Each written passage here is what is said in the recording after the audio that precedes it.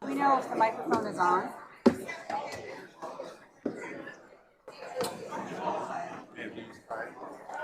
Hello? Can folks hear me?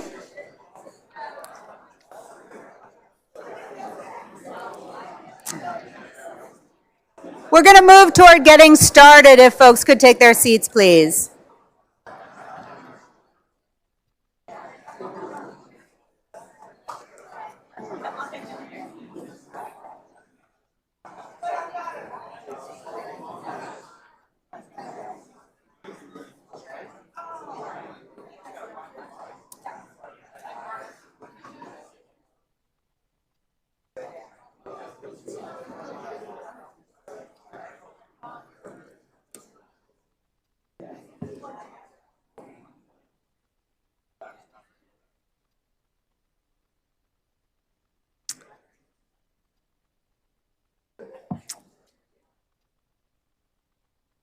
All right.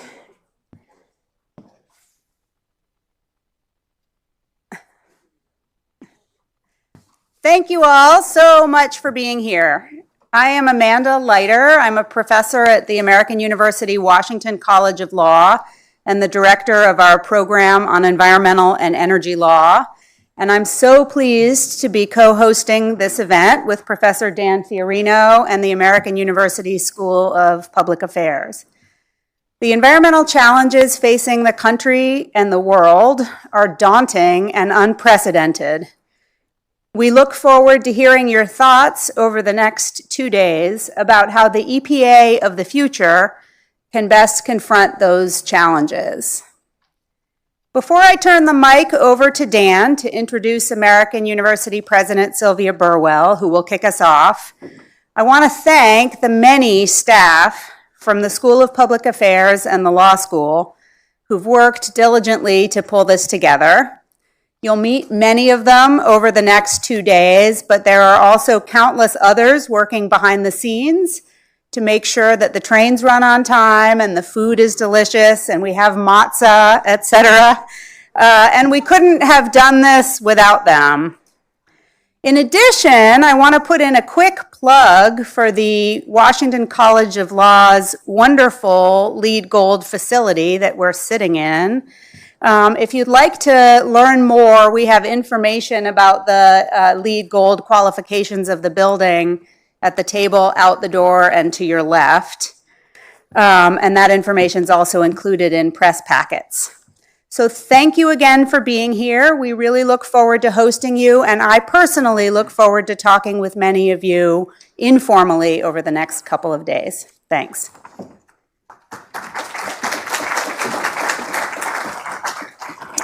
Thanks, Amanda. Welcome, everybody, to our what we see as a 2-day conversation on EPA and the future of environmental protection. It's an important conversation not only for the future of environmental protection, but we all think for our national quality of life. So it's great to see everybody here today. So we have a range of topics, a number of outstanding speakers who are part of our program today. We want to have some follow-up activities building on this 2 days, and we'll be letting you know more about that. And as Amanda said, our focus today is on the future of environmental protection and EPA's role in that.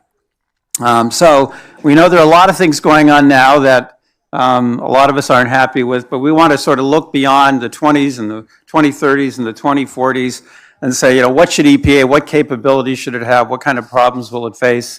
What are the big challenges? How can it use technology? How can it work with business and so on? So a variety of big topics.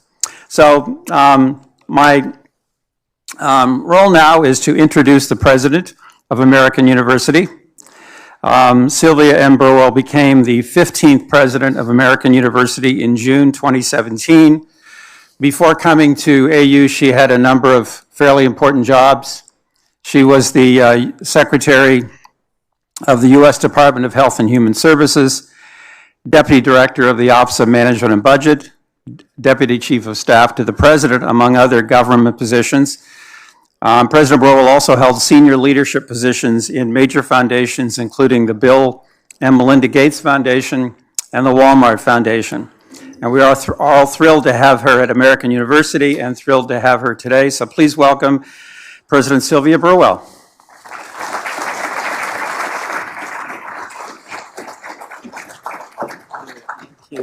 Thank you, Professor Fiorina and Professor Leiter. And welcome everyone to American University. I'm honored to have the chance to join you, even if just briefly, to kick off what looks like a very promising 2 days of forward-thinking discussion and conversation, as Dan just mentioned.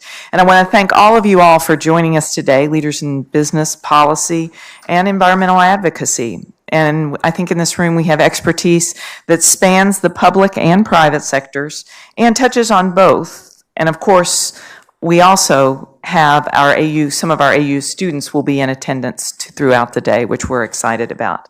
I want to thank my friend and former colleague, someone I had the chance to work with on many issues, from Detroit to Native American health issues, to how we talked about environmental issues in health, and also funding when I was at OMB. And that's former Administrator Gina McCarthy for joining us today. Mayor Williams, who's also joining us today, and our former EPA Administrator Carol Browner, who I actually, because I can't seem to hold a job, worked with in another administration and had the chance to work with her. I'm going to save till the end another former EPA Administrator because I'll be introducing him. But thank you all, because for us to have the insight both at the federal and the local level that we're going to have today, it's rare that you can get that combination and that much in one room. So we're very excited about our panelists and speakers. And sometimes a surprising insight will come from these kinds of things, or a transformative thing, and wanted to reflect on one of those that happened a while back. And a few hours drive from Washington, down 66 for those of you who live in Virginia, is the Airlie Center. And Airlie is a gorgeous property. It covers more than 300 acres in Warrenton, Virginia. It was first occupied at the turn of the 20th century, and by 2016, it actually was a thriving conference center that was gifted to American University. And somewhere in between, in 1969, a group of medical and law students had gathered at Airlie for a conference. And one of their guest speakers was Senator Gaylord Nelson, a United States Senator from Wisconsin, and a staunch advocate for consumers and the environment. And it was there at Airlie that the senator actually proposed the idea of a national teach-in on the environment, a chance to show leaders in Washington that the rest of the country cared about the state of the environment and wanted bold and decisive action. And as you may know, some young activists took the idea of a teach-in and then turned it into the first Earth Day. And one of those young activists inspired by Senator Nelson was Dennis Hayes, who would become one of the principal organizers of the first Earth Day. And we're honored that Dennis is joining us today and will be delivering the keynote over lunch to share his reflections on more than 5 decades of advocacy and inspiration for the environment. Estimates say that nearly 1 in every 10 Americans actually participated, and more than 10,000 elementary and high school students, 2,000 colleges, and more than 1,000 different communities participated in that original movement. So it did spark a national movement, and less than a year later, EPA was founded. And one of the seeds for this progress was planted, we're proud to say, at Airlie, which is now a part of AU, bringing together everyone being here for this and that future conversation today. For many years, the AU campus has been striving towards a more sustainable future. And we've literally been building it up from the ground up. As Professor Leiter mentioned, I think everybody knows this is one of our LEED Gold buildings. Our campus, we have some others as well. And all of this progress actually brought us to a unique moment last year, which we're very proud of. After many years of hard work and planning and an effort that pulled stakeholders from across the campus and even across states. And for someone like me, who was at OMB and is all about efficiency, we achieved a goal 2 years ahead of schedule. And last year we announced that milestone. American University became the first university in the United States, the first urban campus, and the first research university to achieve carbon neutrality.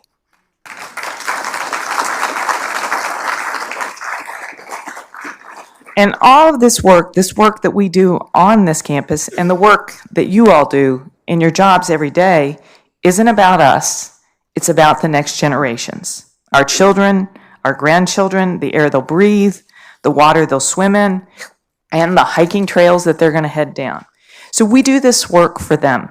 And day in and day out, even when the work requires more effort than usual, when he reflected on his life on Earth Day, later in his life, Senator Nelson pointed to the grassroots work of it. So that day-to-day work that people are toiling on is quite important. Earth Day, he once said, worked because of the spontaneous response at the grassroots level. We had neither the time nor the resources to organize the 20 million demonstrators who participated from thousands of schools and local communities. That was the remarkable thing about Earth Day, he said. It organized itself. And we have to organize ourselves too, as we chart the future of environmental policy. We need all sectors leading in this together. We need every level of government collaborating with one another and learning from one another. We need just the type of collaborative spirit that's actually represented in this room today. That sense of collaboration, it is what has carried us through 50 years of incredible service from the men and women of EPA. Through the times of progress and the times of challenge.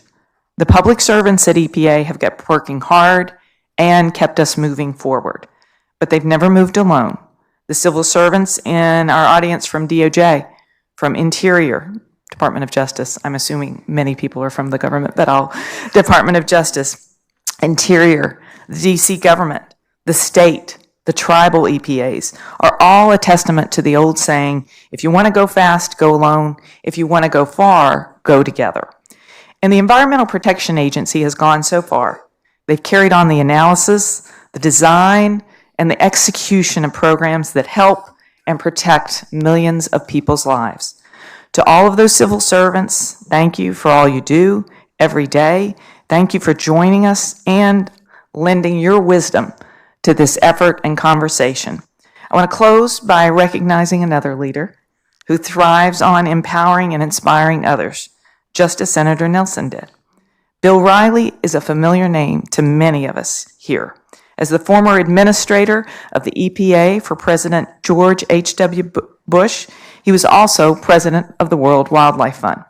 And here on this campus, he's a force for positive change, both in the leadership with the Center for Environmental Policy in our own School of Public Affairs and his philanthropic support of the William K. Riley Fund for Environmental Governance and Leadership. He's served 4 United States presidents, and he served the American people as a captain in the United States Army, reminding us that our impact is directly related to how often we take up that call to service. 20 years after Earth Day, Senator Nelson returned to Airlie, and he planted a tree to commemorate the first Earth Day. You can still see that tree if you visit Airlie today. And in fact, as president of American University, I suggest you make your reservations and go right out there and see the tree. I want to thank Bill Riley and all of us.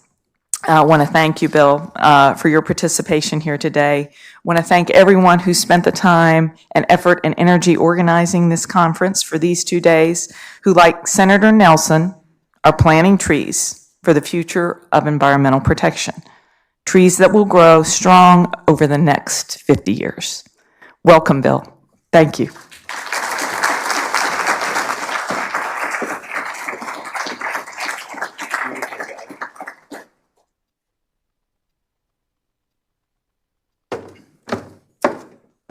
What a pleasure to be introduced by the first American woman president.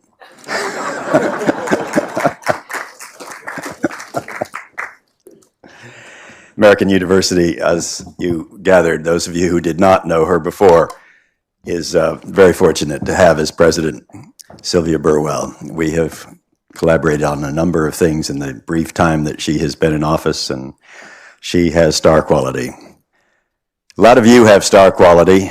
I enjoyed meeting with many of you last evening and see many of the same faces today and more. And it's terrific to have Gina with us. I think Carol's going to be with us later in the day, Carol Browner. And so many of you who made the history that we're proud of at EPA. And EPA has made history. And it has reflected periodically on its priorities, its future, its directions. And some of those reflections have been very consequential. I looked at one that was done just before my arrival at EPA, about a year or so before, on priorities that under the direction of Lee Thomas.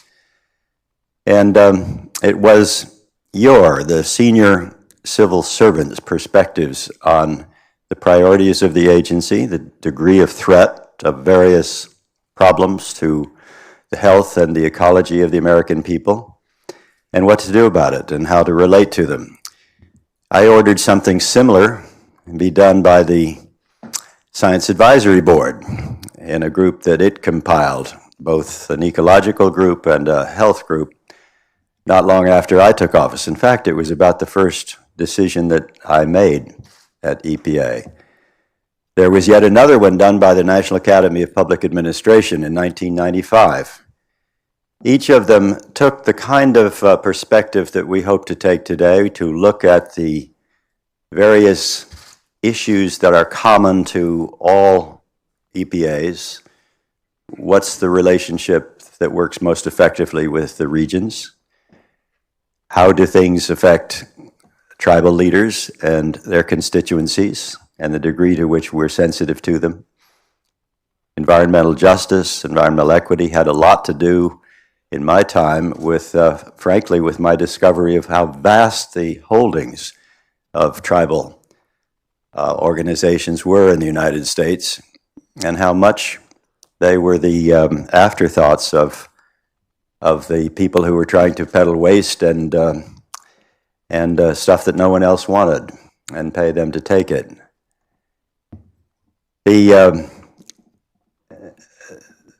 climate has changed a great deal since, certainly since I was in office and many of you were in office. And I think, frankly, one of the challenges today is going to keep you from being so mad that you can't look out to the future and ask the questions that will be relevant after the present time passes, and it will. Think about the changes that have occurred. So many of them had nothing to do with law or regulations, but a great deal to do with culture.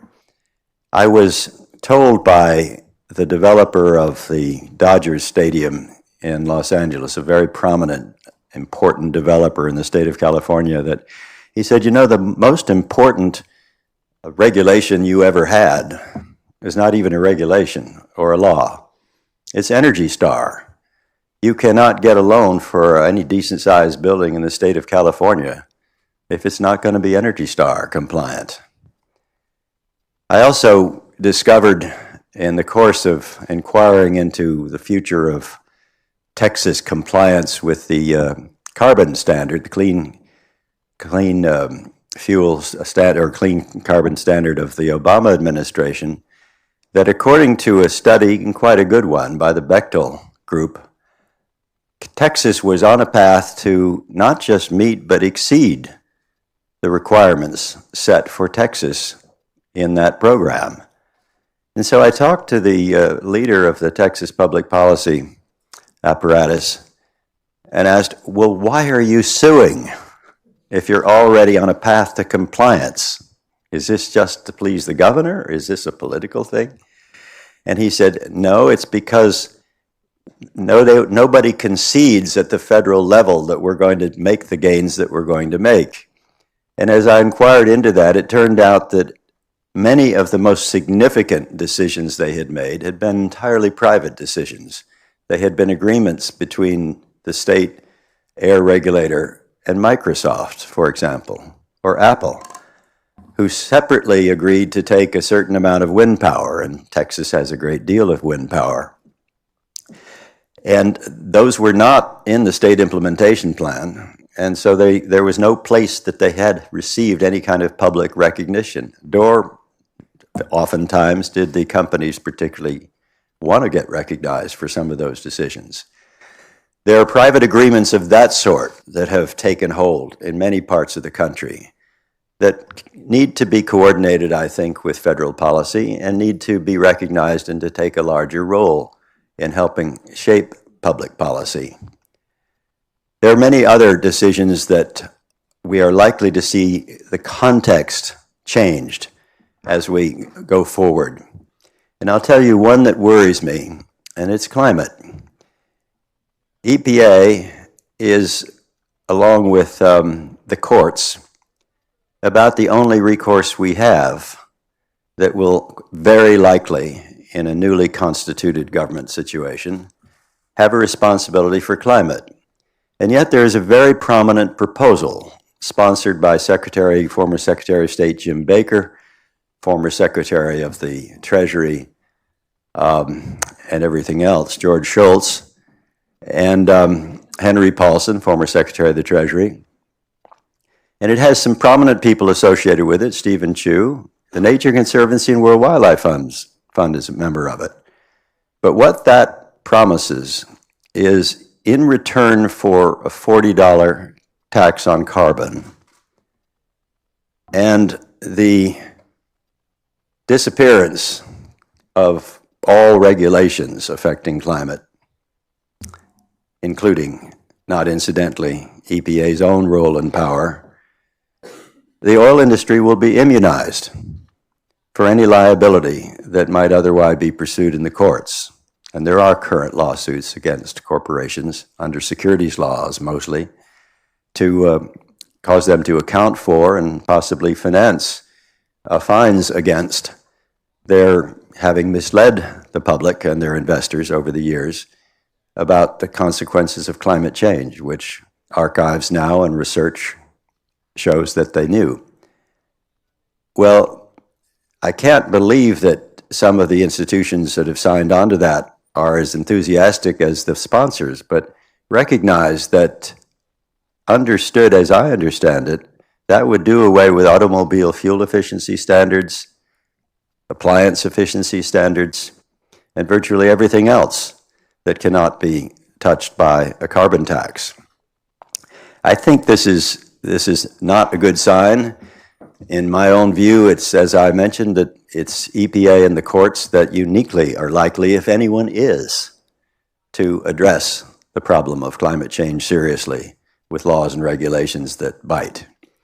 So I think we need to pay close attention to that and to remind some of the sponsors that the consequences, at least from our point of view, are dire and are not likely to lead to the results that are desired. Obviously, there's a tremendous impulse at work there to deregulate an intended response to the deregulatory thrust that exists in the United States, which is a real one.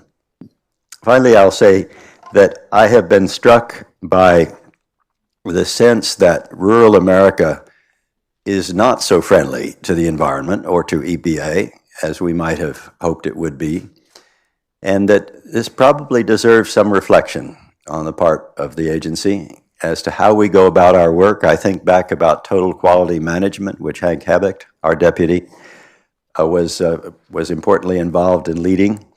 And it was designed to create a more felicitous exchange and interaction with those whom we regulated. It seems to me that is something that, particularly at this moment, deserves attention, because there is a tolerance in the country for proposing to reduce EPA's budget by more than a third and its staffing by as much, that that surprises me, because certainly the environment has always been in the 80 to 85% level of, with its major statutes at least, of support, according to polling data. But the present moment is one in which EPA is castigated, along with others, as excessively intrusive and not on the right side of history. Well, I look back at history and I see what Greg Easterbrook wrote about it and said that the environmental enterprise in America is one of the two great achievements of post-war social policy. The other, he says, is Social Security. I don't know of an agency that can point to more indisputable successes, progress, and achievements that you can breathe, that you can drink, that you can touch with your hands than the Environmental Protection Agency. And the point of today's meeting is to reflect upon those successes and see how, with that marvelous foundation, we can build that edifice that will survive into the future and continue to thrive as it has under terrific leadership and with an incomparably high quality and committed staff. Thank you.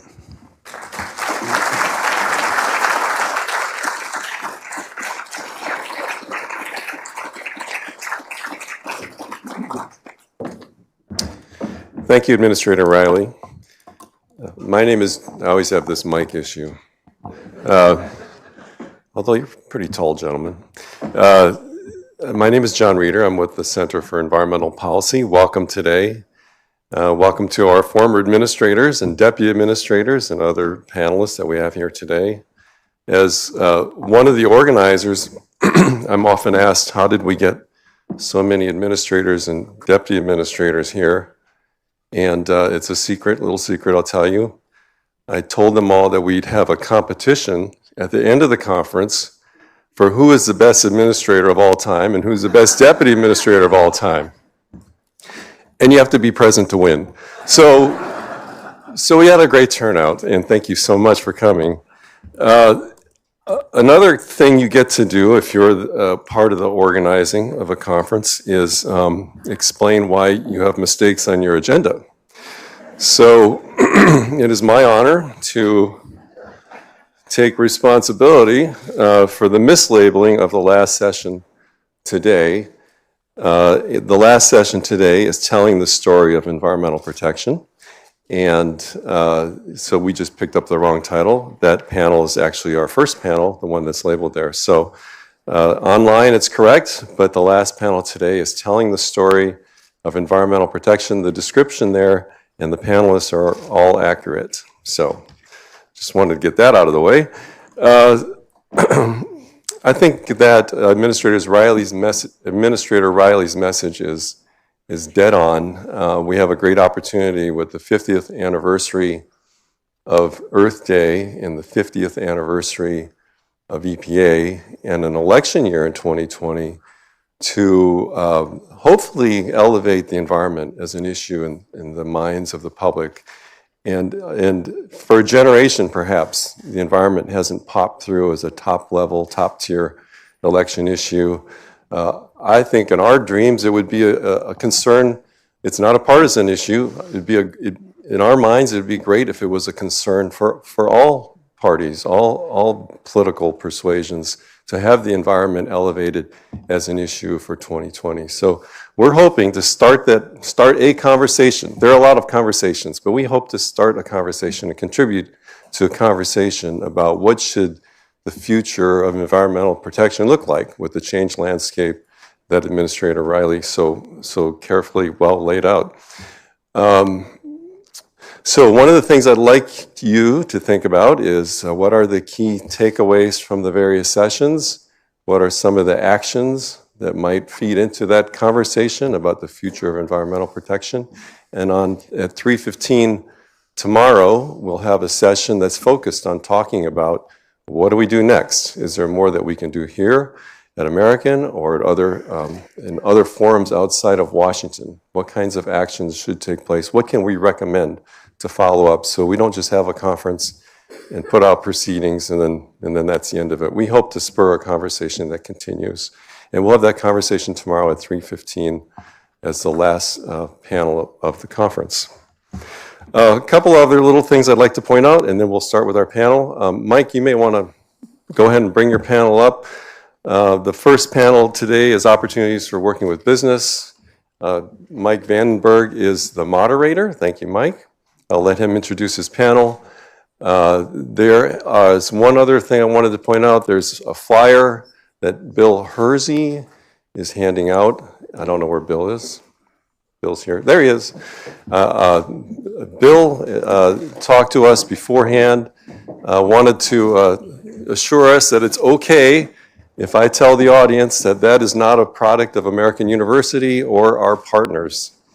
Our partners are the EPA Alumni Association and the Environmental Law Institute, which we thank so much for helping with this conference.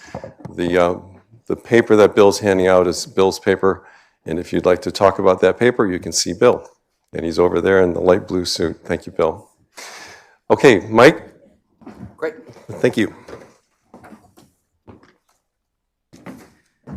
Well, thank you to John and to Amanda and to everyone here for coming. It feels to me like almost old home week. It's wonderful to see so many different people, and gives me some comfort being out of the Capitol to see how much goodwill and energy there is in the room here. And you might ask yourself, why does American University announce that it is going carbon neutral?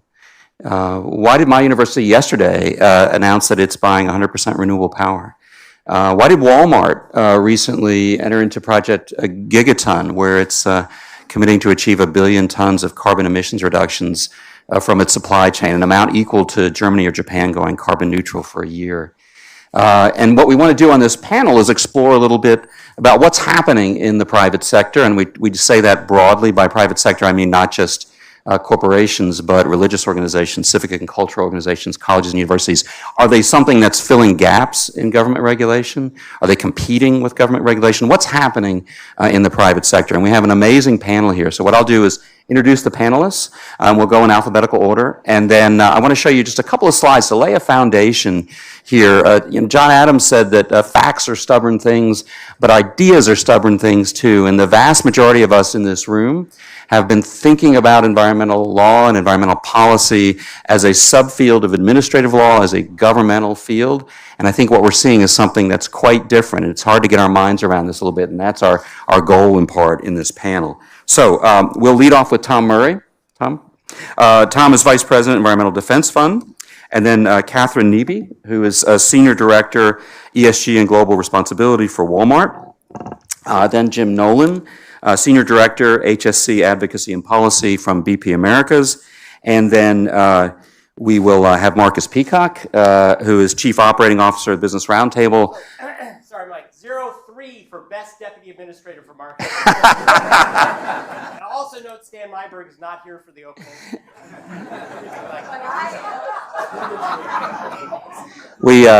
We'll have the arm wrestling match between Linda Fisher and Marcus Peacock after this panel.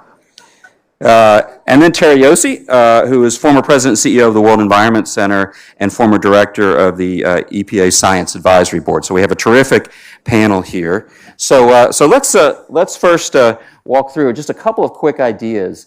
Again, if you are like me, you have thought for much of your career about EPA as the center of the universe on environmental law, which totally makes sense, right? It's the forming entity for environmental policy. But if you take a look and you ask yourself, right, how many major federal pollution control statutes have we had since 1970? What you find is just under 24 in the first 20 years of environmental law, right? And I would argue maybe one since then. And I would put the Lautenberg amendments in 2016 in that category. So if what we're thinking of is environmental protection as being sourced in entirely the realm of public law, right, we have to ask ourselves, has something very different happened in the last quarter century that might be changing a little bit what's driving environmental protection in this country? It might help us explain a little bit what Walmart might have done and what American University just recently announced.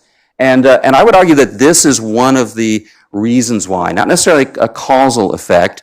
And by the way, so the top line is the LCV scores for members of the House and Senate for Democrats, and the bottom is the LCV scores for Republicans. And what you see is very soon after I became the EPA Chief of Staff, a massive gap opened up between R's and D's in the early 1990s. So I'm going to take responsibility for that phenomenon. But with that gap, right, that gap corresponds very closely to the shutdown in the pipeline. Whether you want more streamlined environmental statutes or new ones that deal with issues like climate change, we're just not seeing a lot of that activity. Now, if you're managing American University or British Petroleum or Exxon or Walmart, you're not functioning in a world in which you're not getting pressure from the general public. What you see is very much what Administrator Riley just mentioned, which is that there is a backdrop of strong environmental support in the American public. So if you're managing an institution today, you're functioning in a world in which the pipeline of federal legislation has largely shut down, and yet the pressures that you're getting from your students, your employees, your managers, your customers, both on the corporate and retail level, is still out there. It's still strong. And so my argument would be that much of what we're about to talk about here is about a new way to think about environmental protection, right? That what we're seeing more and more is that the marketplace is demanding environmental protection in a way that the public governance system is not yielding. So what's happening, right? More and more what we're seeing is not just public-private collaborations like the very successful Energy Star program that we just mentioned, but we're also seeing private-private interactions. When Walmart does what it's doing, right, it's telling its supply chain around the world, it has more than 10,000 suppliers in China, reduce your carbon emissions. And that's occurring through private-private interactions, right? So what we see then is things like 10% of all the fish caught for human consumption in the world are caught through the Marine Stewardship Council, a combination of a company and an environmental group, WWF, starting in the early 1990s. And we see that over and over again. I did a study of environmental supply chain requirements and found that more than half of all the firms in the largest sectors in the world are imposing supply chain requirements on their suppliers, even though there's no environmental law requirement to do so. So again, something really important is going on out there. And this can help us think about what the future might look like for EPA, right? How does it interact with the private sector? How does it promote those aspects that it wants to see? How does it avoid greenwashing? How does it avoid support for environmental protection being drained away from a sense that the corporations are dealing with the problem? And let me just close with one quick thought, which is that it's easy to think about these as being on the surface, when the core of what's really changing American environmental protection is really just at the agency. And what I want to say is both are incredibly important. And here's just one quick example, something many people haven't focused on. Right? Here's a great example of the combination of public-private interactions. So the government has been pushing, as you all know in this room, for more efficient light bulbs over time. Right? And how did the retail sector respond? Responded by demanding the production of low-cost, high-quality LED devices. Right? And this is the per capita use of electricity in the United States. And what you see from this graph is that for the first time since the Second World War, right, per capita household electricity use has leveled off, and it's starting to go down. Right? Why is that important? American households emit as much carbon as all the sources in all the countries in South America combined. Right? So that's a profound change. It starts with government pushing for more efficient light bulbs, and then it moves to industry beginning to demand the production of cheap and efficient ones. And a recent research project by an economist on the West Coast suggests that this leveling off can be attributed almost entirely to the uptake of LED light bulbs in households in the United States. Right? So these things can have enormous effects as well. And those are the kind of things that we hope to talk about today and think about what that means for the future of environmental protection and the future of EPA itself. And so to do that, let me start with Tom Murray from EDF. Tom? Morning, everybody. See if this is working. Oh, there we go. It's great to be here. Again, my name's Tom Murray. I run the EDF Plus business team at Environmental Defense Fund. That's our corporate partnerships program. So for about 30 years now, we've been leading unexpected partnerships with global companies, trying to prove that environmental leadership is good for business, good for the environment. I've been doing this now for about 20 years, and our success, I think, is really built on EPA success and the fact that the United States has led the world, in many ways been the envy of the world, in proving that you can have both a thriving environment and a thriving economy. And with that as a foundation or a reality of what's happening in the U.S., it's freed up my organization to think about engaging the private sector in unusual and unexpected partnerships as one of the ways we change the world, as one of the ways we raise the bar for what leadership looks like. We do a lot of things with those partnerships. We start with some fundamental questions, though, about what we're trying to achieve and what the best partnership structure is for achieving it. President Burwell this morning talked about, if you want to go fast, you go alone. If you want to go far, you go together. We think about that quite a bit in our partnerships. Our very first partnership 30 years ago with McDonald's focused on tackling packaging and waste in their supply chain, styrofoam packaging in particular, which, looking around this room, most people are probably old enough to remember getting Big Macs in styrofoam clamshells. Other rooms at AU, people don't remember that anymore, which is an interesting development. That was a one-on-one partnership. It was pioneering new ground. Environmental groups and private sector companies had never worked together in collaborative ways. It showed that there were tremendous opportunities to go fast together if you lowered your voices and focused on the areas of agreement rather than the areas of disagreement. We were able to pioneer a new way of working together, reduce hundreds of millions of pounds of solid waste from the McDonald's supply chain, save tens of millions of dollars of packaging and waste disposal costs, and open up the idea of NGOs and the private sector working together. And 30 years later, that's become commonplace. In fact, two of our partners, EDF's partners, are on the stage today. Walmart, one of our oldest partners, and BP, one of our newest. And we also think a lot about when you want to go fast and be ambitious, you do that in small groups, and when you want to go far and have scale, you do that in large groups. I think Project Gigaton is a great example of the power of Walmart engaging now 1,000 of their global suppliers to do something really big together. Catherine, that's a good feed-in for you. What is your perspective?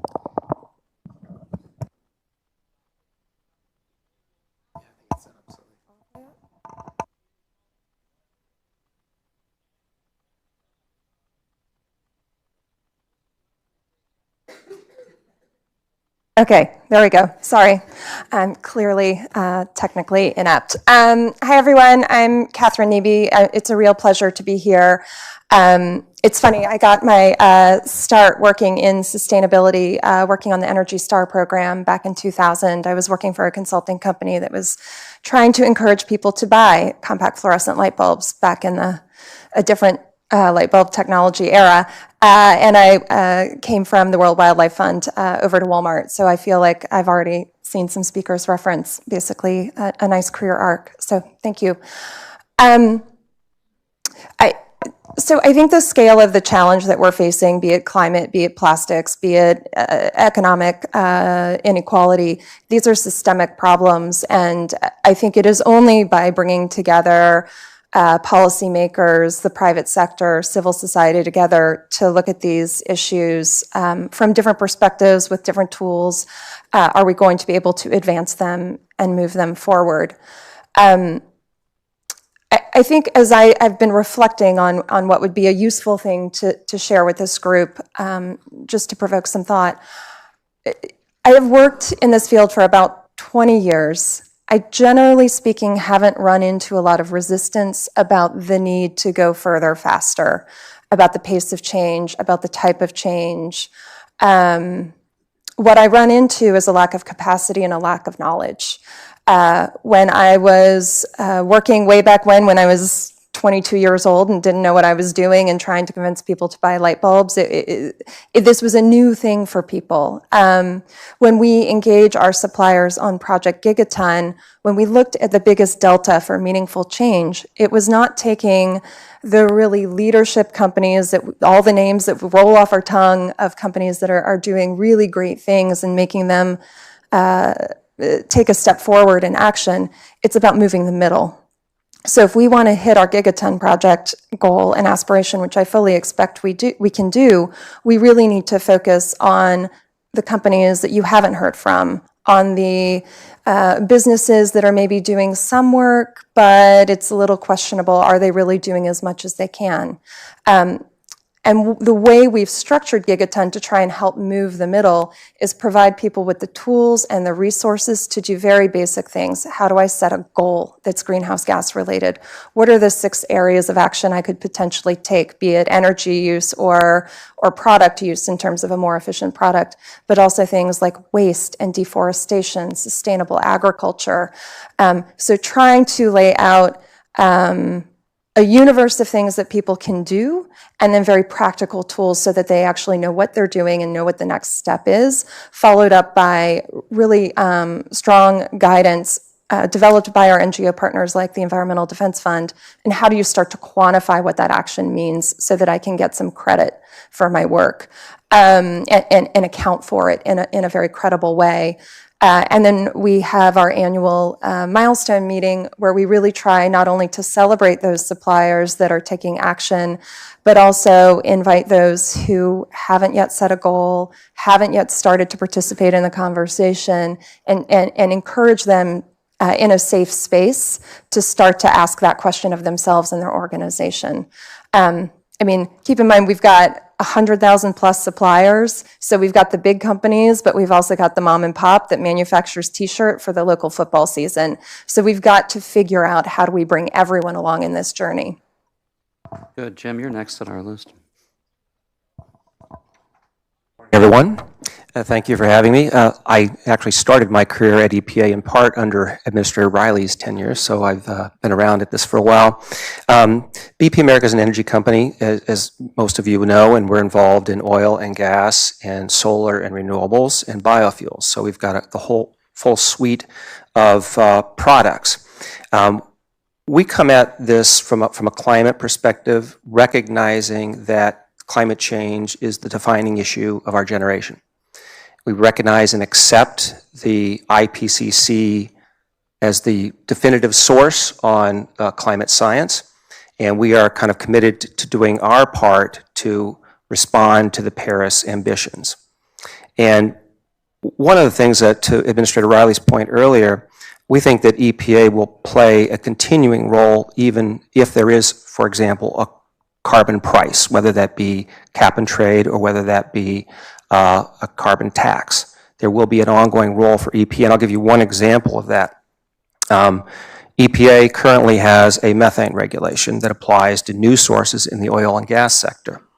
That regulation, we think, is the kind of regulation that ought to be extended to existing sources and then continued even in face of a carbon price. There are just certain regulations of that sort that I think will go hand in hand with the carbon price. And you don't have to and should not preempt all of EPA's authority. There are a lot of things like energy efficiency standards, building efficiency standards, vehicle efficiency standards that ought to remain in place as long as they're not overlapping or duplicating a carbon price. And I think they can live together. So I see a continuing role for EPA in that. What we're doing at BP, in kind of recognizing the challenge of climate change, we've kind of set our own set of ambitions. And recognizing this is not driven directly by governments, that there are other drivers for it. But we think of this in a framework we call reduce, improve, and create. We're going to be reducing our own emissions along the way. For example, we've committed to 3.5 million tons of real sustainable reductions by 2025. We've already delivered 2.5 million tons of that. We've committed to a methane intensity target of 0.2%. We met that in 2018, and I'm confident we'll meet it again in 2019. Part of the way we do that is by doing things like replacing pneumatic pumps with solar pumps. There's a lot of technology out there that we can install right now and get these reductions, even in the absence of a regulation or a price on carbon. We also improve our own products. For example, we work with Fulcrum Bioenergy to make biojet, and that can help improve our products and bring down the carbon impact of our own products. And we create new low-carbon businesses. We invest about $500 million a year in low-carbon activities. For example, we've invested a couple $100 million in a company called now called BP Lightsource, that puts together solar packages, packages for utilities and municipalities, things of that sort. So we think even in the absence of any sort of regulation, there's a role for us to play. And we think that there will be, in the long run, a continuing role for EPA to play when we get into a carbon pricing environment. Okay. Now, Marcus, in addition to winning the competition on deputy, you have some thoughts here too, I think. I haven't won it yet, but Okay. I'm optimistic.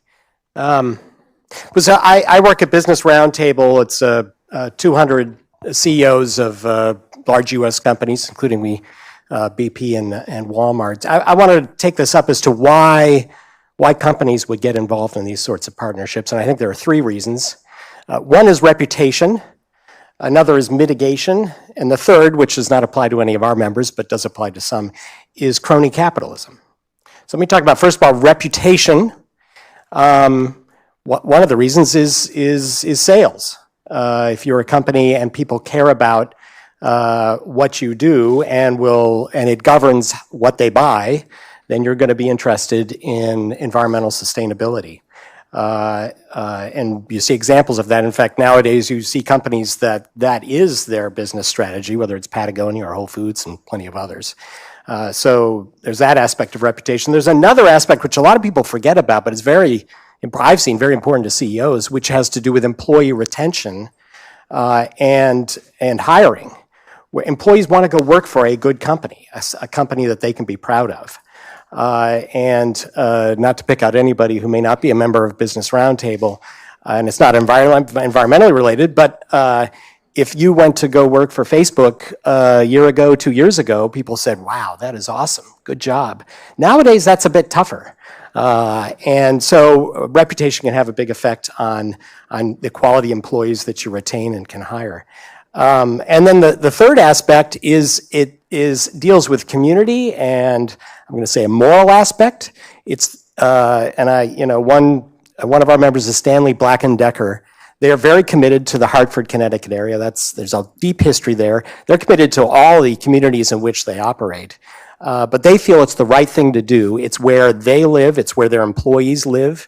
And so they're very focused. Often these are place-based initiatives, and they'll put a lot of effort into environmental protection and improvement of the communities in which they operate. So that's reputation. The second I mentioned was mitigation, and I think Tom alluded to this, but if there's an expectation that there's going to be something really bad that's going to happen, regulatory or otherwise, you might put another idea out there that you think is much more acceptable. So you're trying to preempt something that you may think may be bad. And the last is crony capitalism, which again, I think is the least frequent of the three, but definitely happens, and I've seen this happen in my own career, where a company will try and use government intervention to their advantage. And that may be, one aspect is called moating, where you actually want yourself regulated so that it's difficult for others to enter the market. Or you may try and get others regulated so that it'll help your business. Anyway, that's at least a framework in which reasons why companies may get involved in this. Good. Terry?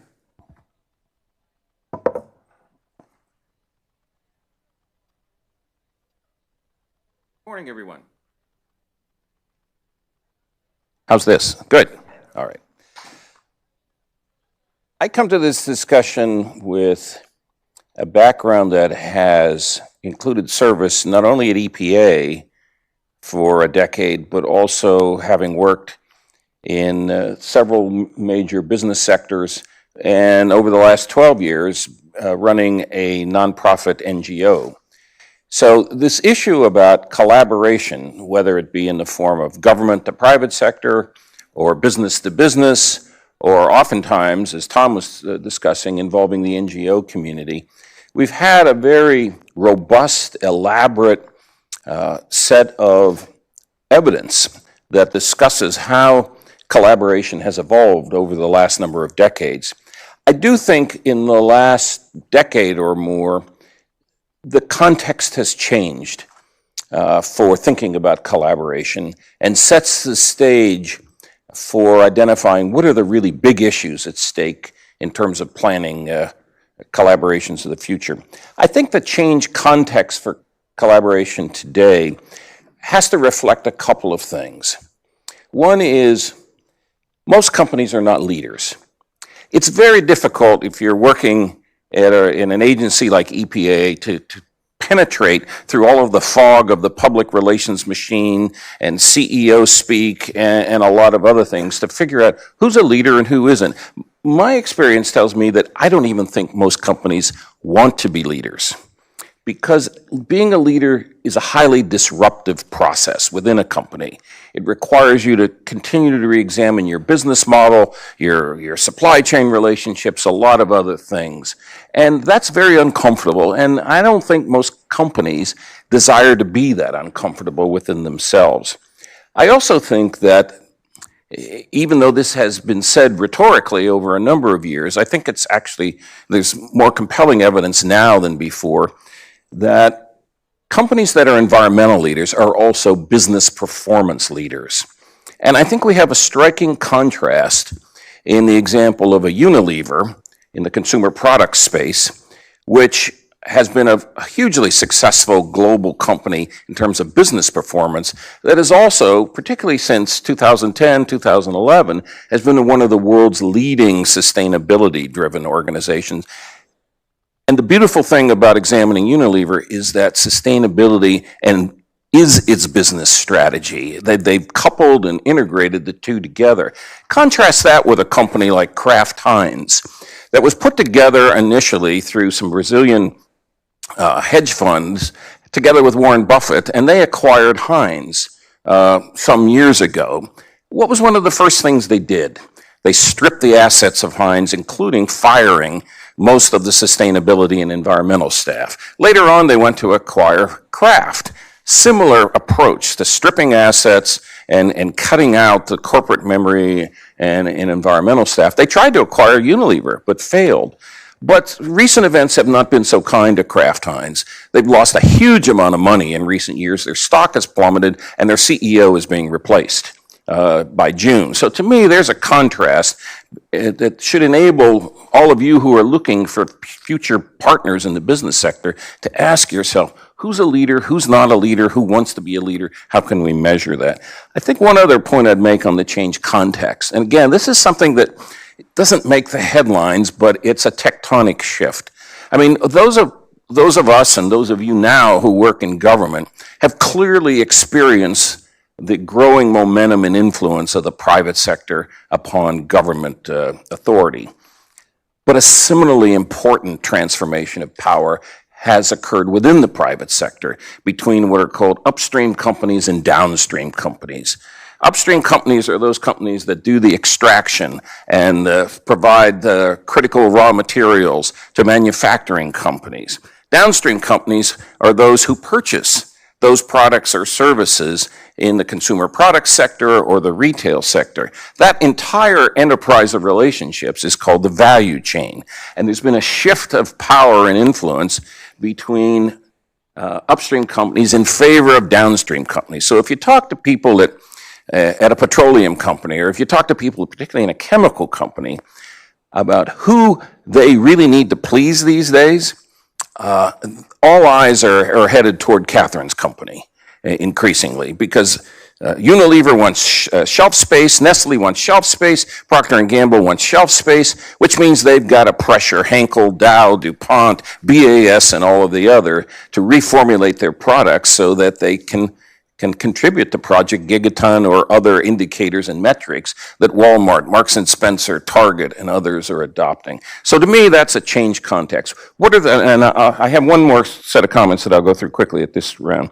I think there are three big issues that are driving collaboration thinking going forward. One is scale. We are in an era of global scale environmental sustainability challenges, which means that the collaborations also have to be at global scale. Over the last number of decades, we've conducted a series of programs, experiments, initiatives around reducing individual pollutants or categories of pollutants or pollutants within individual business sectors. Those need to go on, but I think in terms of looking for impact, the global scale impact is one where we have to get beyond thinking about pilot programs and into thinking about design for scale. The second big issue, I think, shaping future collaboration is governance. To me, governance means you have a set of principles and a set of decision rules in place that spells out the roles, responsibilities, and accountabilities of all the partners involved in a collaboration. So if EDF is collaborating with Walmart or McDonald's or anybody else, it's not only Walmart and McDonald's that has to be accountable in this governance, it's EDF as well, which means they also have a role in deciding and influencing what are the performance goals, what are the metrics, what are the reporting mechanisms, and how do you make this system function in terms of good governance. And then lastly, there needs to be system focus. After the 2008 financial crash, there was a lot of discussion around system level risk for the big banks and investment houses in Wall Street and elsewhere. We've evolved that thinking about system level risk to now apply to climate change, water challenges, et cetera. And so our focus increasingly needs to be not just on the individual companies or business sectors or government agency, it needs to be on system level risk management. And so you see initiatives like the Task Force on Financial Disclosures for climate-related risk play an increasingly prominent role in terms of how we manage system level risk. So scale, governance, and system focus, to me, are the big drivers and need to be a core focus of future collaboration initiatives if we want to have an impact. Good. Let's turn the focus a little bit to what we might think about as the implications for designing the EPA of the future a little bit. And I can think of two things. We want to think about how to maximize the benefits of the developments that have occurred in the private sector, and we want to be careful to avoid some of the downsides. Two things, it seems to me, that are critically important. One is obviously the provision of information. The agency's ability through TRI, through Energy Star, through greenhouse gas reporting and other mechanisms, then enables a lot of the other activity that occurs. I think that has to continue on some level. And the other that's easy to miss is strong enforcement. If there isn't a level playing field, I think a lot of these other activities that we're talking about begin to go away if we're not careful. So those are two that are on my mind. I don't know, Catherine, can you give us some thoughts? If you were designing that EPA for the next 50 years, how would you take advantage of what's happening in the private sector and try to minimize any potential downsides? Well, first, I'm just humbled by the knowledge in this room, so I would not pretend that I have a lot of insight to offer you guys. What I might do is talk about how we approach sustainability, and when I talk about sustainability, I mean both environmental and social sustainability. And that's through this lens of shared value, where we think anything we do needs to serve a societal benefit, but also a business benefit. And I think that's okay. I think sometimes there's this tension out there that once something serves business benefit, it is now we're in the land of greenwashing, or it's not a robust program. And I think the reality is sustainability is environmental, social, and economic. And without one of the three legs of that stool, the whole thing falls over. And so when we think about our science-based target and our commitment to the aspirations of the Paris Agreement and our Project Gigaton, we were really keen to design that program from the beginning to be,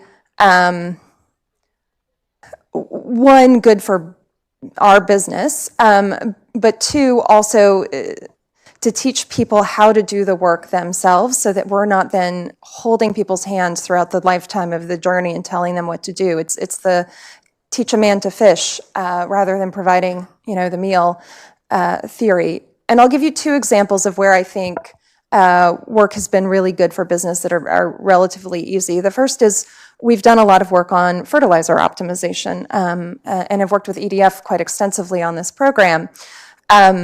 And as we looked at our value chain, and this is many, many years ago, we were trying to figure out where do we have some really meaningful opportunities for impact. One of the bigger areas was in the food supply chain, and specifically around fertilizer. I believe fertilizer in the U.S. for row crops is the second biggest expense for a farmer, and about half of it is lost or wasted.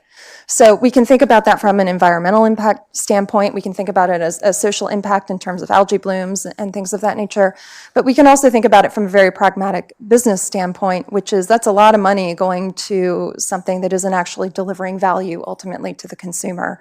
And so how do we think about using our scale, partnering with civil society, partnering with big companies in our value chain to really get at the root of why is this happening? How do we start to engage at a farm level and try and drive change under the theory that over the lifespan of the project, eventually fertilizer will be applied at the right amount in the right level and costs will come down, and therefore we'll be able to pass that savings along to our customer. So I don't know if that's a useful lens, but I think it's helpful to understand how business really is thinking about these issues and the types of interventions and programs and partnerships that are really, really useful and constructive at advancing forward progress. And I can talk about numerous examples of shared value, but that's just one of my favorite ones. All right, let's just go down the line here so we don't have to juggle the microphones. All right, I've got two things. And I'll put greenhouse gases aside for the time being, but in terms of conventional pollutants, the statutes were set up by media, air, water, land, and pollution prevention eventually. And I think EPA figured out early on that, and it's still true today, if you want a significant reduction in conventional pollutants, it's not going to be dealing with the large companies. It's going to be dealing with the smaller companies in particular sectors. And you can go back to the 1980s when there were efforts at EPA to, rather than think in terms of media, but think cross-media and think about sectors, whether it was the sustainable industry project, cluster group, which evolved into probably the greatest effort in this area was the Common Sense Initiative under Carol Browner, and then became the sector strategies when I was at EPA, and now I think they call smart sectors, but an effort to particularly focus on particular sectors where most of the conventional pollutants are being generated. It's a difficult thing to do. We can talk about why perhaps it hasn't worked as well. But the extent EPA can continue and perhaps be more successful at looking at particular sectors, I think that's how you deal with conventional pollutants in the United States. There's a second area, which is innovation. And that's where greenhouse gases does become involved. And I'm happy to see the next panel is actually dealing with this. There are two elements to innovation. One is how do you set up a regulatory structure and environment where you're encouraging innovation, which can deal with global problems as well as conventional pollutants. I think one of the greatest reductions in greenhouse gases has been due to the integration of horizontal drilling and hydraulic fracturing, and that fortunately had happened in an environment in which there was not regulation that stopped that. But you look at whether it's artificial intelligence or autonomous vehicles, how do we encourage innovation that we're not even aware of to happen and get the environmental benefits of it? Because I think that's, frankly, going to be a big factor in how we solve the greenhouse gas emissions problem. But then there's also another aspect going back to conventional pollutants, and some of you may be, for instance, familiar with the Yorktown project, which happened, I think, 1989, I want to say. The Yorktown refinery down in Virginia, which has since been closed. But essentially, EPA worked with, at that point, Amoco to put a bubble around the plant and figure out were there better ways to reduce pollutants from that plant that didn't necessarily follow the regulations of EPA. And they figured out that, in fact, you could get the same level of reduction from VOCs at a fifth of the cost. And I think that's there's an area there where if people started looking more at place-based or facility-based regulation and allowed flexibility for emissions control based on that, there could be another leap in the control of pollutants. Good. Just a couple quick thoughts from me. To Terry's point about corporate leadership, my job really is all about finding those companies that are willing to lead as a whole or on an issue and raising the bar for the rest of the industry, creating that gap and then forcing everyone else to fill in. Even if they're not at the front, they've got to fill in that space in between. So raising the bar for what it means to be a leader and dragging the rest of an industry or a supply chain along. I can't do that. The space to do that work isn't there unless there are strong environmental safeguards in place. That's why BP and EDF are aligned in an agreement about the need for strong federal methane regulations. We need those to create the space to figure out what's next in the oil and gas industry, what's next in the clean energy transition. So I think safeguards and EPA's role in that is the foundation for leadership on environment, period. There are amazing programs. People talked about Energy Star at EPA. I will share another example called the Safer Choice Program. Walmart is certainly in the lead, but other retailers, Target, Walgreens, Sephora, Rite Aid, Amazon now, are leading the way on safer chemicals in consumer products and beauty and personal care products. They're ahead of the EPA on this issue, but their leadership is built on information coming out of the Safer Choice program.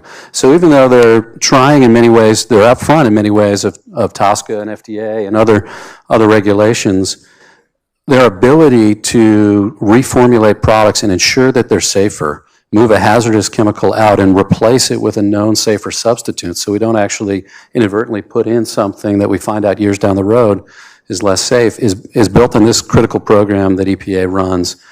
So there are programs like that, many of them, that are key for being able to do these public-private partnerships that I'd like to see continue. Two other quick thoughts. I think Marcus's point about technology and innovation is critical.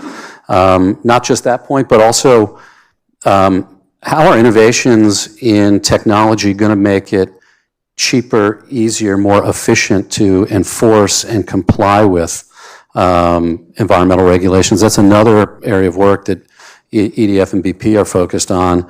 Emerging technology and sensors and satellites will make it easier for us to measure methane emissions from the oil and gas industry.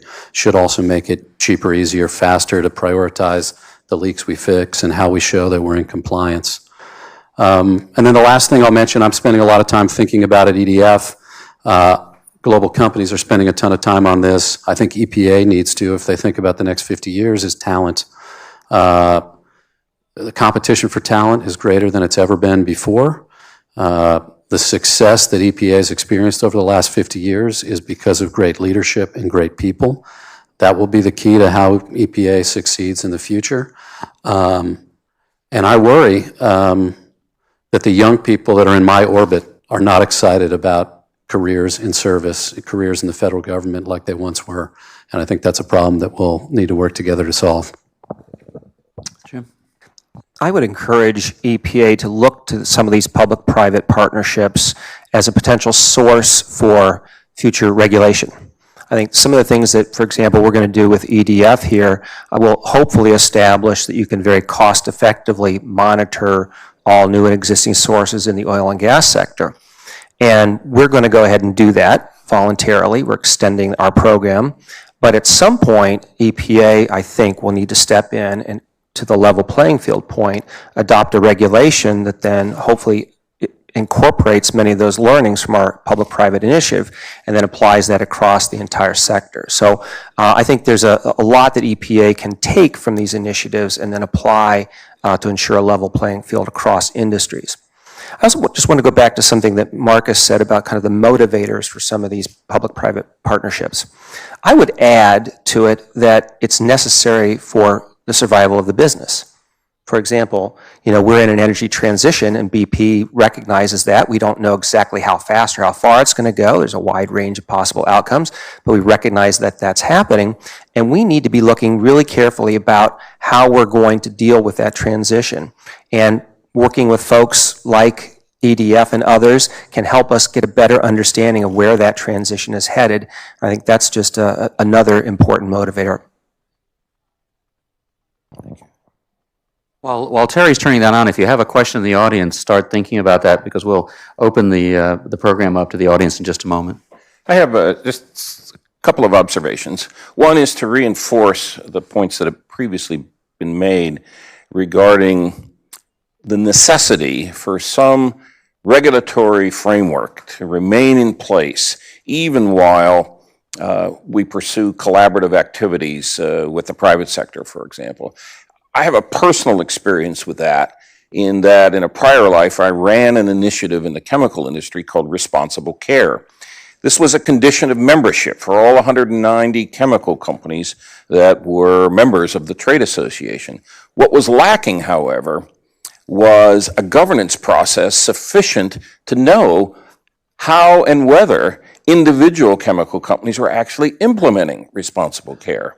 And so you have this problem, and I think it exists in every major sector, where there are always going to be a certain number of companies that are free riders. They're going to want to be claiming they're doing something when in fact they're not. And unless you have transparency and performance-driven goals and a governance process to back up these programs that you're trying to implement, you're not going to be successful. I think to the extent that you have a robust regulatory system in place, that continues to reduce some of the opportunities for this free ridership.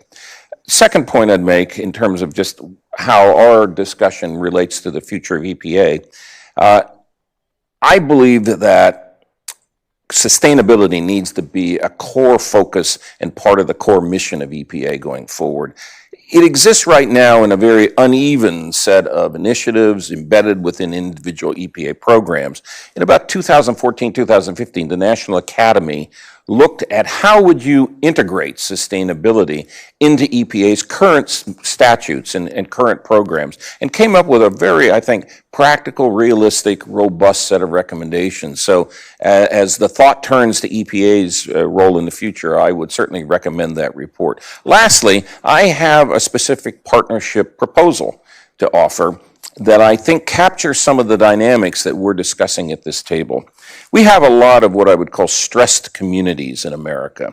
And while these can be big cities, I think a lot of the stressed communities are small and mid-sized communities, cities, et cetera. And some of them suffer from a declining economic base where you have wage stagflation, intensified inequality, you have a deterioration in drinking water infrastructure, you have community public health needs, whether that's related to opioid epidemics or obesity, et cetera.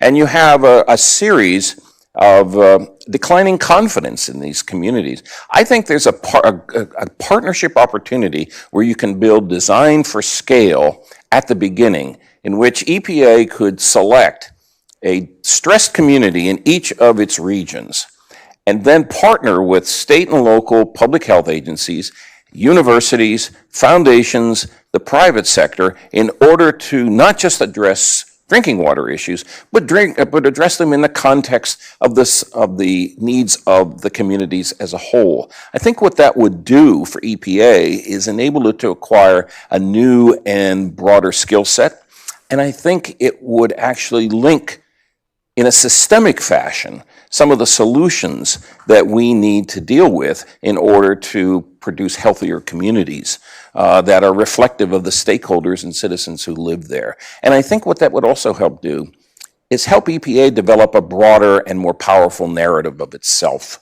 as opposed to one that's just constantly being besieged by attacks, either by ideologues or other people who want to destroy the agency. Well, on that upbeat note, let me see if we have questions from the audience. Yes.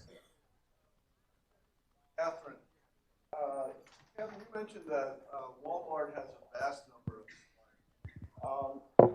My question is, how do you monitor and police those suppliers so that you're assured that they will be taking the steps that you want to see them take? Let me ask the participants to, if you would, just repeat the question for folks who are tuning in from outside the room. Sure. The question is, we have 100,000 suppliers, give or take, at Walmart, and how do we police and enforce our standards on them? I would say the overarching mechanism we have for enforcement is oriented around our standards for suppliers, which by and large cover social issues and social expectations regarding things like child labor, forced labor, and following the law. The way we have approached sustainability is more of the continuous improvement approach. So it's not an enforcement mechanism so much as how do we all collectively add value and move and innovate towards a more sustainable future. like a lot of companies, and I'll be brief just to provide some context, like a lot of companies, when we started our sustainability journey formally, it was like back in 2005 with Lee Scott's speech for 100% renewable energy, zero waste, and sustainable products. And we did what a lot of companies do. We partnered with some folks and we tried to understand where do we have internal enthusiasm and internal champions that wanted to take on a specific initiative. Given our size and scale, that was the place to start, but it's really not a long-term strategic play. So we moved forward with the Sustainability Consortium, which is a multi-stakeholder group that looks at approximately 80% of the categories on our shelves to try and understand what are the 10 or so key performance indicators for sustainability on a category by category level. So a house plant, a plastic house plant, will have different key performance indicators from a sustainability standpoint than my cell phone. And we basically have asked our suppliers to report out how they're performing against each of these metrics, and then we give them a scorecard. Our buyers take a look at that scorecard and evaluate how they're performing relative to a peer supplier.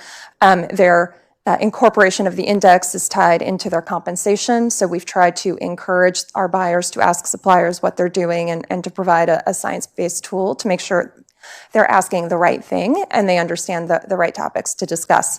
From a practitioner standpoint, what I like about the scorecard is, one, it enables me to see where are we not seeing performance improvement on a category level. So one category, we ask questions, suppliers start taking action, we're seeing positive movement. Another category, it may be kind of stuck. So why is that happening? Are we asking the wrong questions? Does the tier one supplier not have the ability to influence the key issues, et cetera? And then the other thing I like as a practitioner is it gives me a view of issues that are not particularly big to any one category, but run across multiple categories. Palm oil is a great example of something. It's a trace ingredient, but it's in a lot of different things. Speaking to the question of environmental leadership, I was 16 years at an R&D chemist in Monsanto's pesticide. Last 3 years I was in the environmental. Phthalate esters were a big deal. In 1978, I was given the job to join the Environmental Strategy Committee dealing with that question.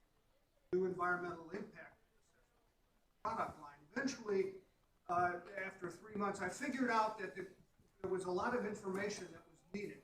We needed to call a conference on that.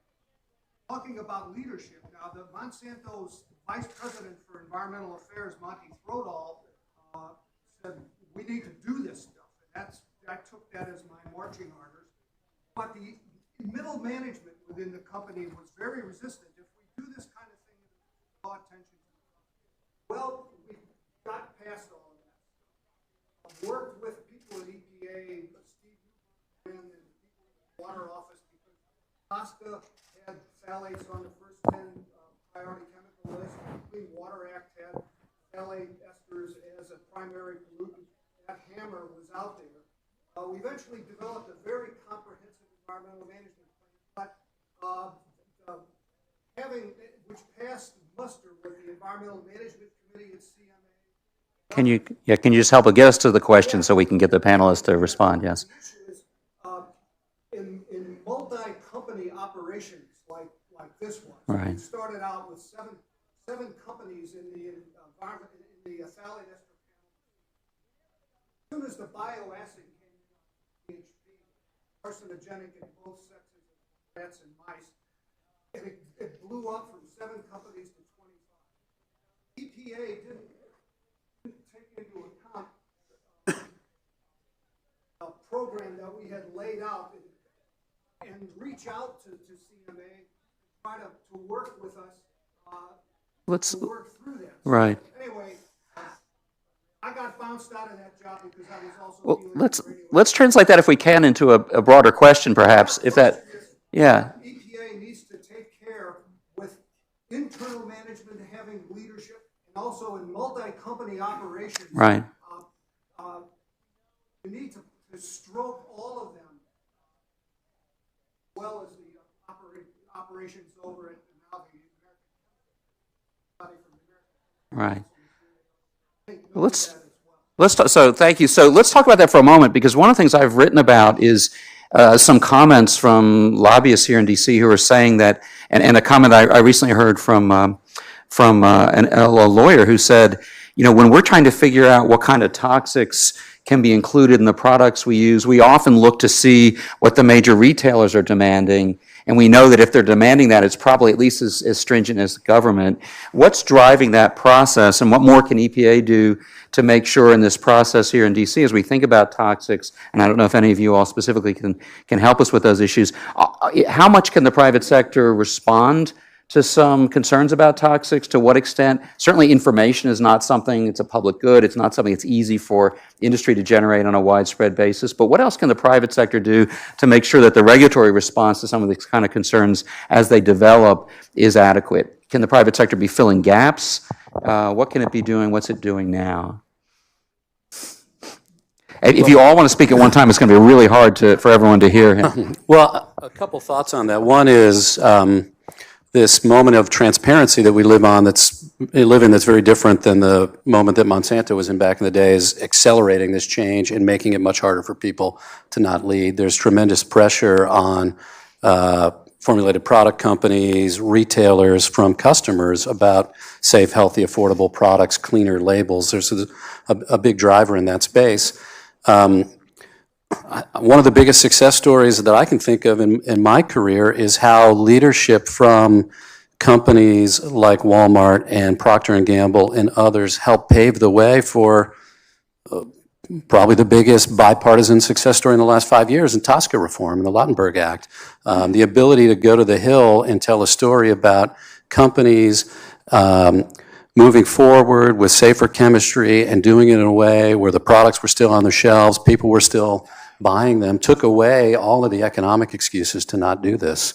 So I think there was an opportunity, we were able to leverage private sector leadership to raise the bar at EPA. Hopefully that will continue to move forward. And I can just jump in really, really quickly. I think it's really frustrating when you're a practitioner at a company when you get into a whack-a-mole game with what issue you should work on. I have limited time. We have a limited number of people that can work on this. We want to know that we're using our time and our influence to the highest best purpose. And so when you're running around responding, reacting, it's really hard to make sure that you're strategic and you're driving the right kind of change at scale. And so I enjoyed, we worked very closely with EDF to figure out how we approach it, which chemicals we go after, because if we're going to lean in on something, we want to make sure that the net effect is a positive one.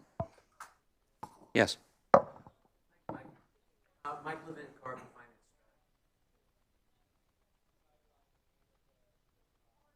I'm hearing something really interesting.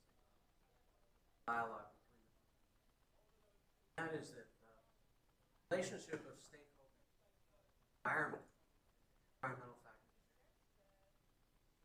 different than the relationship. Some of that overlaps, for instance.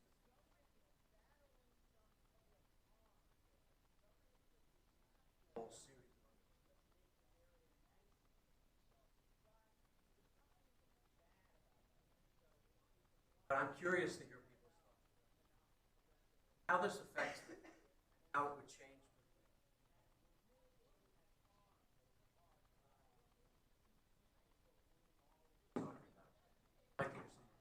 Good. Terry, that's an open invitation if you'd like to respond. I've become convinced that the development of collaborative relationships has become a skill set unto itself, because there's a set of personal skills, negotiating skills, strategic skills, understanding of group dynamics, understanding of the soft capital as well as hard technology issues that all come into play. And I would agree with your assumption, Mike, that I think the dynamic between EPA and its stakeholders, while more fluid, with more activity than in years past, doesn't nearly capture the level of interactivity and robustness these days that goes on, for example, I think between the NGO community and companies. Those conversations are much more strategic, much more global than those dealing with individual compliance issues or programmatic issues. And so I think one of the things that EPA has to concern itself about in the future is how do you develop at a time when the agency's workforce has changed and is reduced, although I think let's get past a certain election and maybe we can see if that's dynamic would be reversed. But I think part of the human capital investment for the agency going forward is how do you recruit and retain people who themselves are skilled in this art and practice of collaboration, because I think it's only become more intense as time goes by. If I had a watch this space type of collaboration that I would urge everybody in this room to pay attention to now and in the future, it's what's happening in the investment community. Just as one example, there's an initiative called Climate Action 100, which is a group of investors who collectively manage about $32 trillion worth of assets. And so when they meet with the CEO of BP or Shell Oil or others, and they say, we want you to develop specific target climate goals and timetables, those CEOs may not have entered that meeting thinking they were going to do that, but they came out at the back end. And so I think watch what the investors are doing. They're organized, they're sophisticated on sustainability, and I think they're motivated. And I think money talks. So one last comment, and then we'll need to If I could, to drive home Terry's point, Climate Action 100 Plus has asked BP to adopt their resolution, and our board of directors has recommended that we adopt that resolution at our annual general meeting next year, so that we will then be officially and publicly, transparently reporting our progress and how our activities are consistent with the Paris goals. So those types of socially responsible investors do have enormous influence, and people are paying attention to them. Great. Well, on that note, we're going to have to wrap up. We're out of time now. So thanks our panel, if you help me.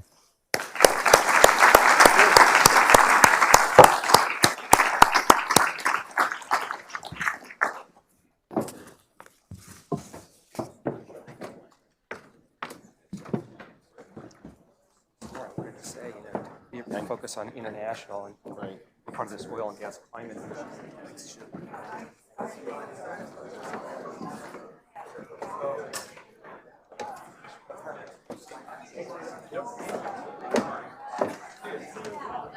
Okay, everybody.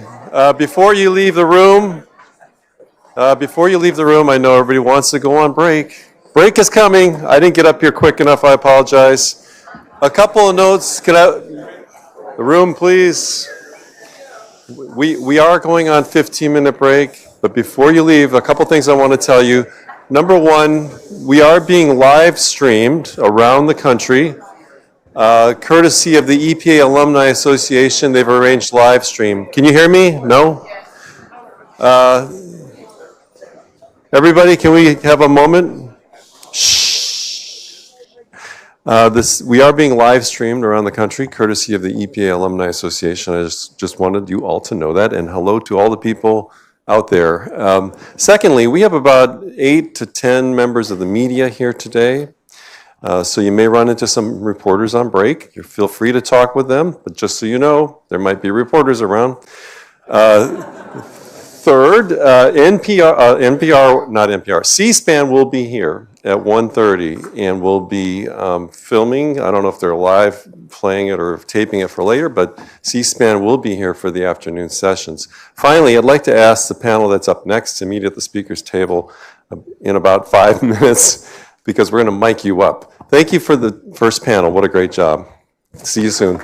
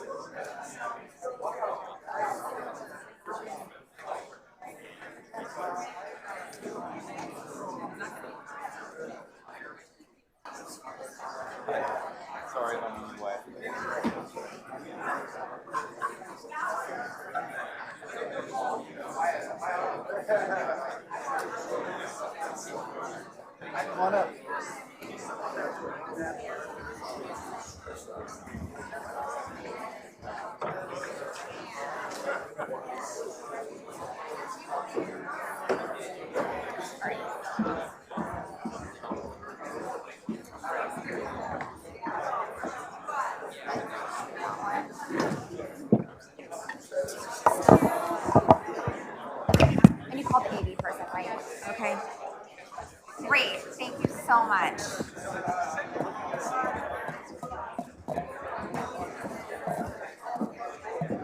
Doing a lot of things today.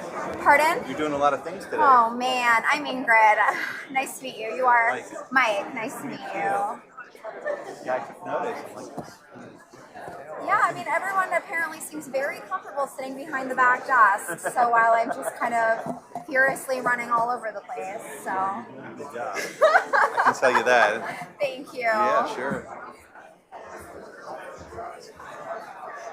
So what I've been told is when this other panel comes up, take a few shots. Excellent. Okay. But I'll have everything from that one Perfect. and this one up to the second panel. Great. Is that good? I have this fancy camera that I don't know how to use. You're doing good. Just keep shooting. Do I need to include you in the pictures gallery, or is it somebody else? Wait, what do you mean? I'm delivering pictures to... Oh, I would love to be included in the gallery. Yes. You could share that information. Or I can just get it from Lisa or one of the people. Oh, yeah. Because I'm with the law school, so it might be different, right? I usually send it to Rachel because she's the communications. Then I'll just get it from Rachel. Yeah, she's great. I love her. Yeah, she's awesome. A little stressed today. Well, she has two things going on at the same No, I time. couldn't. Hello. Hi to her, really. Yes. AV person is coming. Mike, thank you so much for everything. Such a pleasure meeting you. If you could help me round up the next set of panelists. I don't know what they look like. I know them. So they are actually, some of them are already here. Okay. Those two, like George You want me to bring them over right here? Yeah, that would be, so the AV person is not over, the AV person is not here yet, but the AV person is on their way. we told them that we might them like off stage. Yeah. And then whenever we have I don't know why I'm standing on stage. I just want to stand on stage. Do you want to sing? I'll get you the microphone. I'm banned from singing in my apartment. But wait, we need to. Where's the control for these? Is that what the AV person will do? Yes. So we need to do it in order where they're sitting. So when the AV person comes, he knows what he's trying to control. Okay, so these are going to be the running mics for the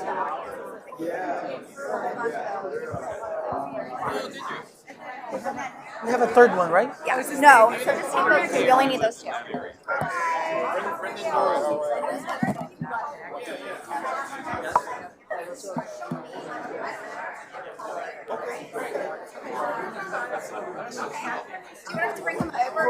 okay?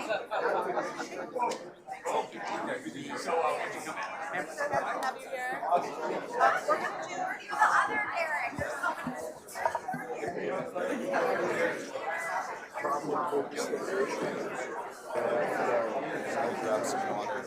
Yeah. No, right.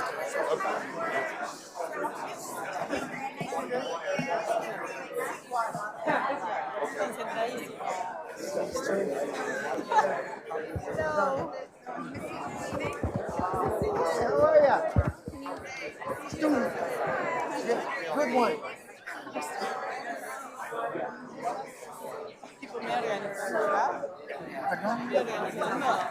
Sí, porque yo trabajo en el centro. Pasan los slides atrás.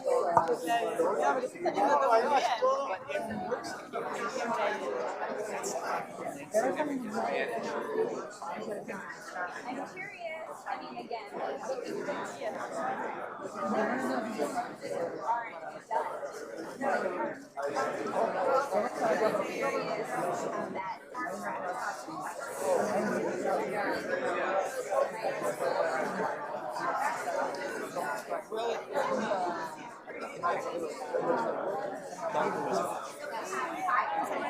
Sí, yo quiero saber si ellos me aceptan como audio.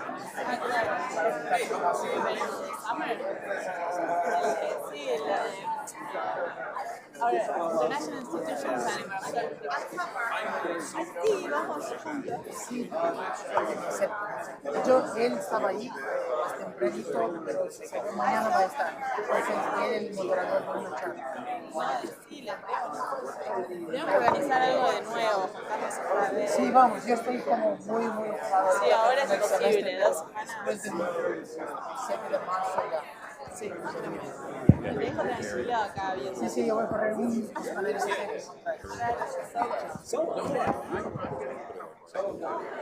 Okay.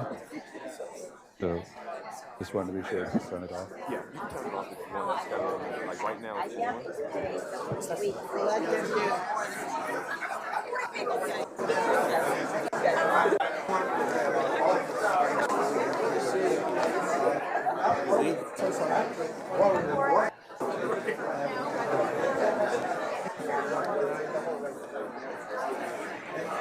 Issue here.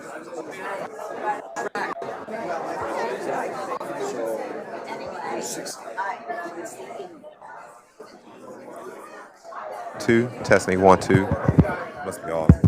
Testing 1 2. Now it's on? Yes, it's on. Okay. But what'll happen is it has to be placed in an area Where their mouth is? where their mouth is. Okay. So if they're turning left or right, like right where his is, if he turns left or right, it should still be able to get him. Like if it's over here and he turns away, yeah, it's not going to work. It has to be kind of centered in the area. Okay, great. Speakers are here. Okay, do you want to bring them over here? Hi, Jesse. Are you leaving?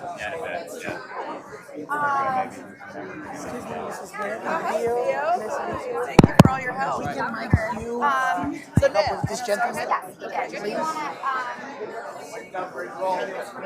for a second and just gather all the panelists and there's Okay. Here's Barbara. Yes, Are you going to pass around? Yes, yes. That's why we're switching because we run out of like only 4 mics. That was difficult. Yeah. Hi, I'm Danielle Miller-Wagner. I met you back when we signed the... Testing 1 2 1 2 3. Yeah, in the early days of our partnership. So, okay, so put Barbara in seat either 2 or 4, please. I'm not okay. I'm just making sure that the microphone. 16. Okay. Do you want me to write it on here so you know who has what? Or does Sure. it not matter? It doesn't matter. We know the wireless ones, so Okay. we kind of have an idea. Greetings. Sorry about that.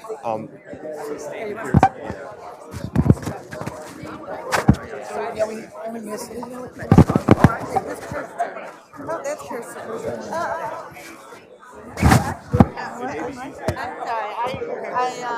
Because I don't know if the exchange is how long. Danielle Miller-Wagner. Okay, we met Yeah. last fall. You do. We had, it was in the Thursday. Gonna put it on yeah. So thank you for being here. I wasn't putting your name together for a minute. I'm sorry. What was the last minute addition to the Well, we're very happy to Like have you. that. Great. Okay. And so if you're this sitting is, down, you can also kind of set it aside into Fred? but we can test and see. What's your name? Derek. Hi, Derek. So that should be good right there. As long as it's covering. You want to. We'll just hold it. Look it in. Right? So I used to work at Discovery. Oh, okay. I know a little few things about mics. So How's that? 4. Yeah, we only have 4. so George will be in the podium. He can. Oh, George will do handheld? Okay. And you'll do on and off? Or is it going to be live the whole time? Wherever you want to. Just hold it, or? You can hold it if you want, or you stick it somewhere in your pocket. You put it in your side pocket here. I think I can. How's that? Perfect. Okay. But when it for actual amplification, Very good.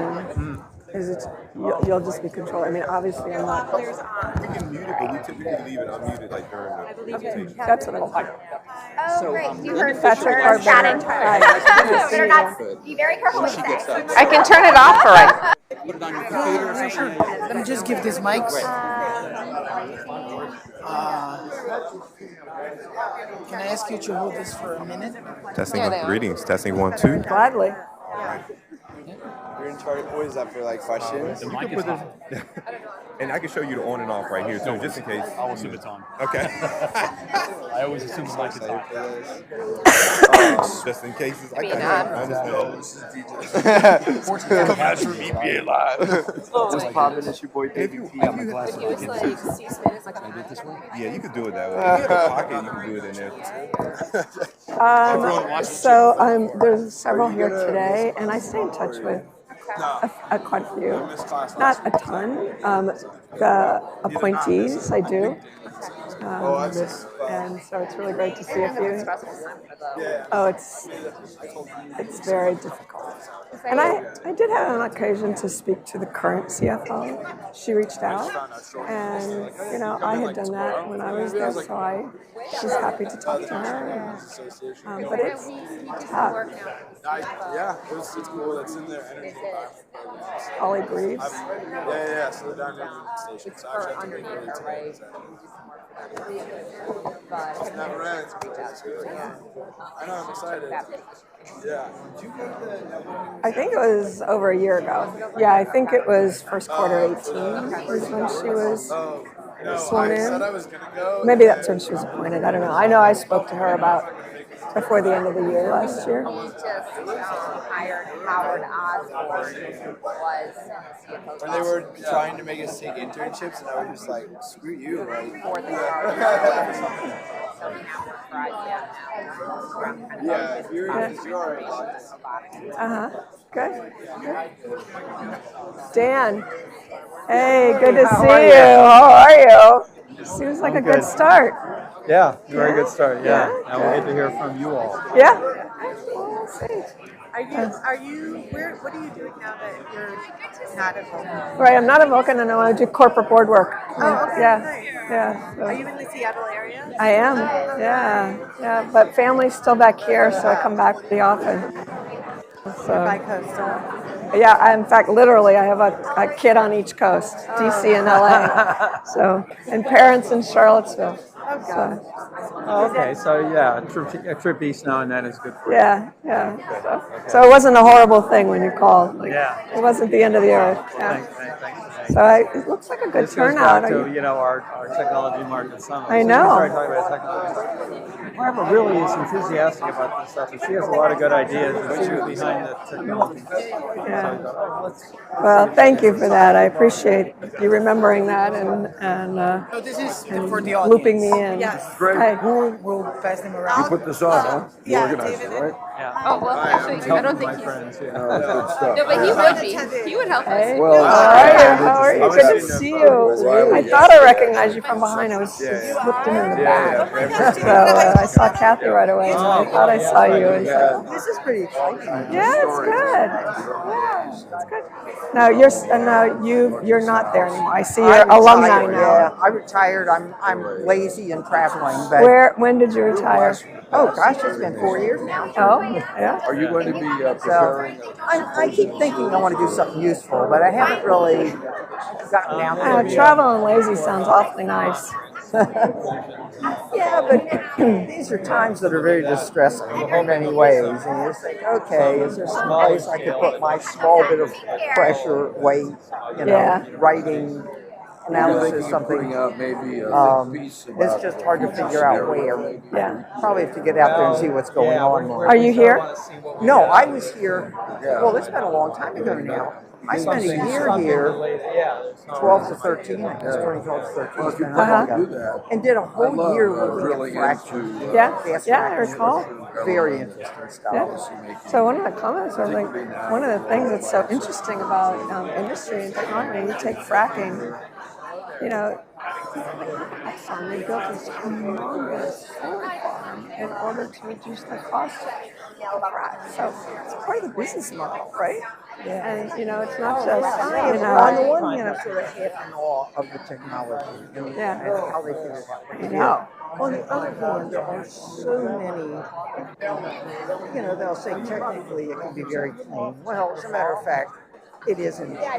And I think with so many possible problems, they're just bound to be some in a lot of places. And so it's pretty distressing to me, not the least being the methane off gassing. Right. There was a while when I would look on satellite images on the internet. This was 4 or 5 years ago. I don't do it because it's too disturbing. Huge area looks like New York City. Oh no. That was the oil fracking up in New York. And I read some nasty things about sort of other environmental consequences. They were just you know, better than letting it go up without burning. If they were burning off so much methane that you were seeing it from satellites and it looked like a megalopolis. Yeah. Which is just shocking. I'm going to join my panel. You're, I'm up next. Okay. Yeah. All right. Well, you might good think to for see a you. minute before going up there. I'll be hearing you. Thanks. No heckling. I'm not a heckler. So where are you based? Hi, are you Bijou? Hi. Hi, Barb Bennett. Nice to meet you. Nice Good to see you. many years ago in Cincinnati. Oh, yes, yes, because you were in Cincinnati, right? Yeah, that's great. Yeah, I hear they're still doing great things there. Yeah, so I'm in DC now. Uh-huh. Enjoying DC. Yes, that's what I, yeah. Yeah, I remember you visiting us with Karen Mills. Yeah, Karen Mills and Lisa Jackson, and that was a great, that launch was a super event, just a super event. And the president of the university, what was his name? I can't remember his name. Was it Johnson? Santa Ono. No, not then. Okay. It might be now. I thought I recognized you. I know. How you doing? Are you George? Yes, very. Are you George? Barb Bennett. Oh, Hi. I'm so glad to meet Great you. to meet I you. recognize you from your picture. I'm really delighted you're on the panel. I Thank love you. your background. Oh, thank you. Did you know Mark Kim, who was our CFO? No, 'Cause he was, I don't think so. I love CFOs. Yeah, And thank everything you. we did at DC Water, our most innovative and creative work was done financially. Yeah. Well, I just really believe that it can work in the business model. Right? I just. Well, I'm going to quote one of your statements from an interview that I found that you did on the 2012 Oh, yeah? Innovation Uh-huh. Roadmap. Yeah. And it's like, oh, there should have been angels singing and all the rest. And Patrick is running one of these companies. It's Right. a U.S.-based. No, I know Xylem, yeah. And so it's the I know idea it, one of his can you predecessors, improve yeah. And also drive job creation. Right. And it's water. And I was just saying to somebody else, I mean, you look at like love or hate fracking. I won't get into that argument.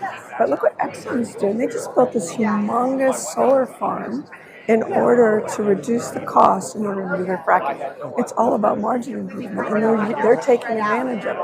So it's not all this touchy-feely stuff. Come on, it's hard work, and it's hard ROI. Well, DC Water, Bijou I hired out of Cincinnati to come to DC Water, has products now that we're selling on the market. They're selling on the market. I know. That we helped invent. I know. Because it is a business opportunity. Yeah. My reaction is our ratepayers have invested in us to give us capabilities. We can turn that back around and generate some revenue for our ratepayers. At Vulcan, we were trying to, see what we could do with smart, with EVs, and there's a way to get it over the hump. And we were trying to, we were looking at one thing and it was like, gee, could we figure out how to do it for a whole city? Okay, why don't you bring your 1 out? All right, team. We're ready to go? Wait, did they want us in a certain... George, do you want us in a certain... The person who was miking us thought Hi, they wanted everybody. us in a certain place. If you could take your seats, we're going to start our next session. Is it on? I'm good.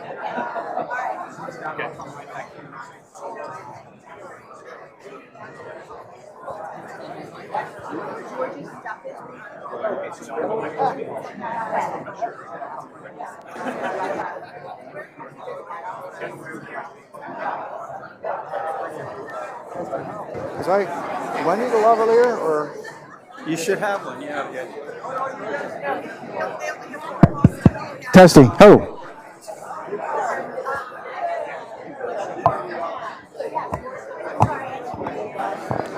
Test. Okay.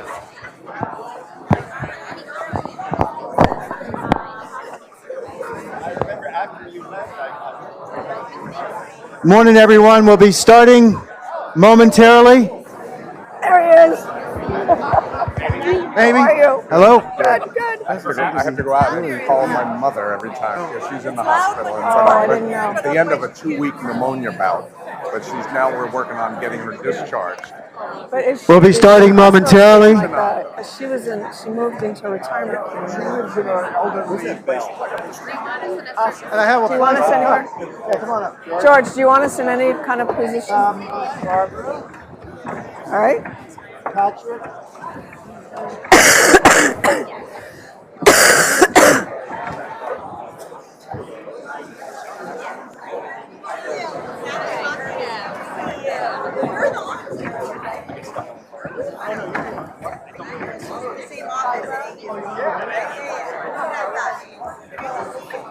I have very clear instructions. All right, I'll switch you here. Like one part. Good DC water.